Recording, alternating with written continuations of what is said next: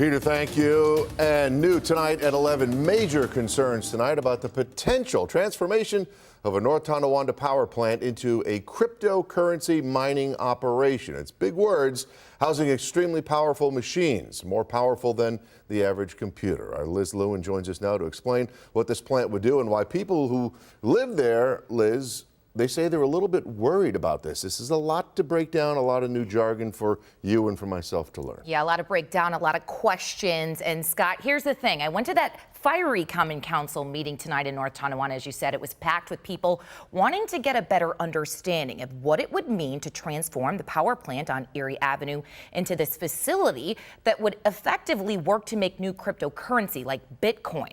So a lot of questions tonight, like how exactly would it run and how would it directly impact those families who live near it?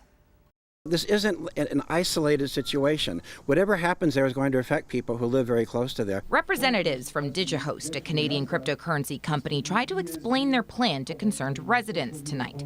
People had questions about the potential environmental and economic impact of the project, which involves purchasing the Fortistar natural gas-burning power plant on Erie Avenue and placing a large number of supercomputers inside to create new cryptocurrencies for companies like Bitcoin.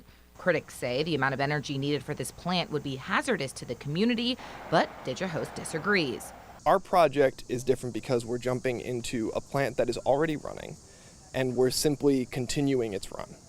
It's not apples to apples with some of the plants, for example, on the Finger Lakes, that were shut down and then reopened and refired. Nick Williams is in-house counsel for the company and says at this point very little infrastructure work has been done on site with the approval of city engineers. As for community concerns, Williams says they're valid, but the tech company maintains they have an open policy when it comes to addressing misconceptions about this project and/or their intentions.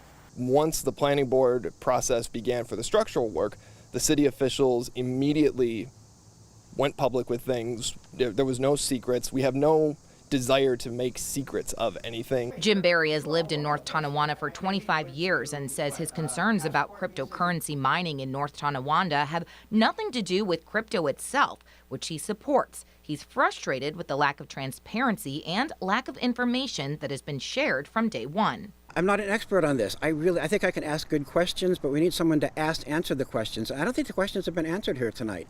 Most of them are, again, he's all over the place with this, and we really need to focus on this power plant and what is this going to affect, how is this power plant going to affect North Tonawanda?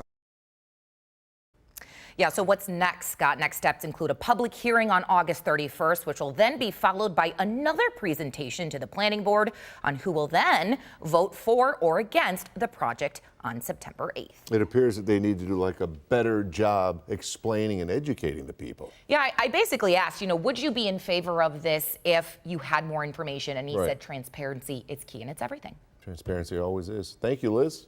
Appreciate it tonight.